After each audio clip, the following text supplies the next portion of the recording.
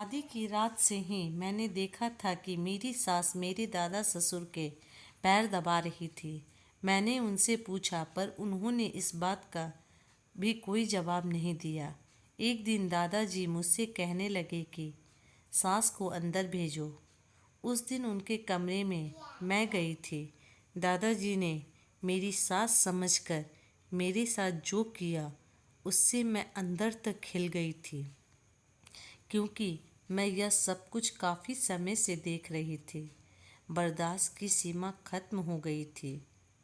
जब कुछ घंटे मेरे ससुर के कमरे में से बाहर आती तो उनका चेहरा मुरझाया लगता था।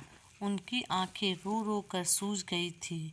मैं बाहर आते हुए इस हालत में देखा तो मुझे बहुत बुरा लगा था। मेरी आवाज़ सुनते ही मेरे दादा ससुर बाहर आकर मेरी सास के कमरे में गए कि मेरी सास को चेक किया। हमने कुछ इंजेक्शन लगाए और हम सबको बताया कि उनकी मानसिक हालत ठीक नहीं है। मैंने उनसे पूछा, क्यों बुलाते हैं, क्या करते हैं? वहाँ पर दादाजी का नाम सुनते ही न जाने उनके चेहरे की हवाई उड़ जाती थी। हम दोनों के बीच में मत बोलो। रात को मेरी सास को समझकर अपने कमरे में बुलाकर मेरे साथ जो कुछ भी किया उसको शब्दों में बयान करना बहुत मुश्किल है। गांव में इनको हमेशा मुखिया जी के नाम से जाना जाता था। गांव में अगर कभी किसी को कुछ होता था तो हर किसी को इंसाफ की उम्मीद मेरे दादा ससुर से ही रहती थी। गांव के लोग उनको लेकर हमेशा खुश रहते थे। मेरे ससुर जी दादा ससुर की बहुत इज्जत करते थे। घर में सब मुझसे बहुत ज़्यादा प्यार करते थे। एक दिन अचानक मेरे ससुर का निधन हो गया। अपने बेटे के गम नहीं सह सके और वो भी नहीं रहे। मेरे ससुर के लिए मेरी सास का भी रो रो कर बुरा हाल हो गया था।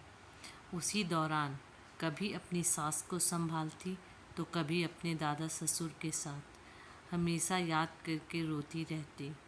मैंने कभी भी अपनी सास को मेरे दादा से बात करते हुए नहीं देखा। ऐसा नहीं कि वो पसंद नहीं करते, बात थी कि दादा ससुर अपने दोस्त की बेटी को लेकर आना चाहते थे, लेकिन मेरे ससुर को कुछ खास पसंद नहीं थी। जब मेरे दादा ससुर की तबीयत बहुत ज़्यादा ख़राब थी, उस समय मेरी सास ही थी जिन्होंने उनकी बहुत बात सुनने के बावजूद को दवाई खिलाती और उनको अपने हाथों से खाना भी खिलाती थी। मेरी सास कमरे में जाती थी तो वो उनका चेहरा भी नहीं देखना चाहते थे। कहते थे जिससे वह बाहर आकर बहुत ही रोने लग जाती थी। हमेशा सिर्फ दवाइयों के बारे में ही बात करते थे, लेकिन अपने सारे काम खुद करते थे। कुछ दिनों से अजीब सा होने लगा था। हर रात को मेरे दादाजी को दूध लेकर उनके कमरे में जाती तो कम से कम 2 से 3 घंटे के बाद ही बाहर आती। यह सब कुछ बहुत अजीब था। उसको बहुत तवज्जो देने लगे थे। पता नहीं मेरी सास को क्यों गांव की औरतों का मुखिया बना दिया था। दादा ससुर अभी मेरी सास को रात को कमरे में बुलाया करते थे। एक दिन तो मैं सो रही थी, अचानक से मुझे किसी के सिसकने की आवाज़ सुनी तो नींद खुली। जब आंखें खोलकर देखा तो बहुत हैरानी हुई थी। अब तक तो सब कुछ ठीक ही था। बहुत परेशान मैं सास से उनके रोने की वजह पूछी तो उन्होंने आज भी मुझसे यही कहा कि कोई बात नहीं है, तुम सो जाओ। हमारी सास की शादी बहुत कम उम्र में हो गई थी। दादाजी के दोस्त के बेटे घर पर आए थे। वो बहुत खुश थे। इन दिनों मेरी सास को अपने कमरे में भी नहीं बुलाया था।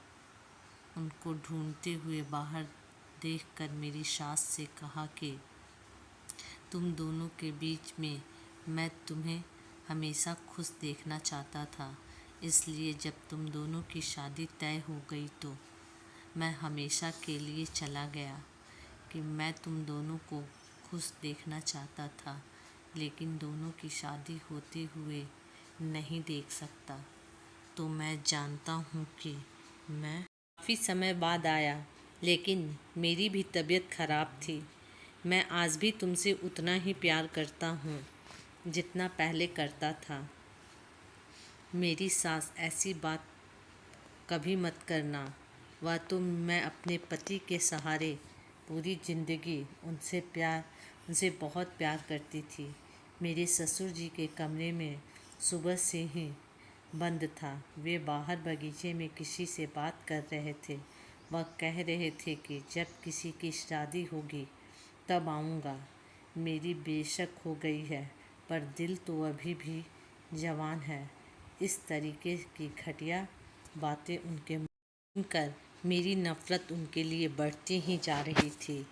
एक दिन मेरे कमरे में आए और मुझसे कहने लगे कि तुम इतनी पढ़ी लिखी हो, क्यों घर के कमरे में अपनी सास के साथ हमेशा बंद रहती हो। मैं चाहता हूँ कि मेरी गद्दी तुम संभालो। मैं तुम्हें घर का चूल्हा चौका करते हुए नहीं देखना चाहता। तुम्हारा पति भी तो बाहर रहता है। जब वहाँ से आएगा तो उसे कितना बुरा लगेगा कि तुम कितनी पढ़ाई की। पढ़ाई को पूरा करो, अपना कमरा अलग करो। मैंने कहा, इसी कमरे में रहना चाहती हूँ। मैं दादाजी की बातें चुपचाप सुनकर सो गई थी। मैं कमरे से अलग हो जाऊँ ताकि आपको खुली छूट मिल जाए अपनी गंदी हरकतों के लिए। दादाजी ने मेरा अलग कमरा कर दिया। मैं अकेली नहीं सो सकती। उन्हें मेरे अलग सोने पर बहुत परेशानी हो जाएगी। सबके सोने के बाद उनके कमरे में जाने लगे तो कमरा अंदर से बंद था। पूरी रात मेरे सास के साथ उन कमरे में थे। उनके पास बैठकर मैं काफ़ी देर तक उनसे बातें करती थी। मैंने कहा कि मम्मी, मैं आपको कभी भी किसी परेशानी में नहीं आने दूंगी। यह मेरा वादा है आपसे। आपको देखिए कितनी कमज़ोर हो गई हैं। अपने खाने पीने का बिल्कुल भी ध्यान नहीं रखती। यह सब बोलते हुए मैंने उन्हें दूध का गिलास भी दिया और वह पीते ही सो गई। मेरी सास की साड़ी पहनकर उनके कमरे में जाने के लिए तैयार हो गई। अपना मुंह भी मैंने दुपट्टे से ढक लिया था। कमरे में गई तो वहाँ पर एक बहुत ही उम्मीद थी कि वह मुझे इस लाइट में तो नहीं पहचान पाएंगे। जैसे उनके पास दूध का गिलास रख दिया, फिर देखो, तुम्हें मेरी बात माननी होगी। यहाँ आओ, मेरे पास बैठो। उसके आगे जो कुछ था, उसके बाद मैं और मेरे दादा ससुर के सामने बैठे हुए थे। चुपचाप बैठी हुई थी। कह रहे थे, मैं आपको बताती हूँ मेरी और मेरे दादा ससुर के बीच क्या बात हुई थी। तुम मेरे दोस्त के बेटे से दूसरी शादी कर लो। मैं इतना भी बुरा नहीं हूँ कि तुम्हारी आखिरी तुम मेरे बेटे की विधवा हो और मेरी बेटी जैसी हो। मैं चाहता हूँ कि तुम दूसरी शादी करके दूसरे देश चले जाओ। और वहाँ तब तक लाइट आ गई और उन्होंने मुझे देखकर बहुत ज़ोर से चिल्लाया। सास ने तो इस समय में ज़ोरदार थप्पड़ लगा दिया।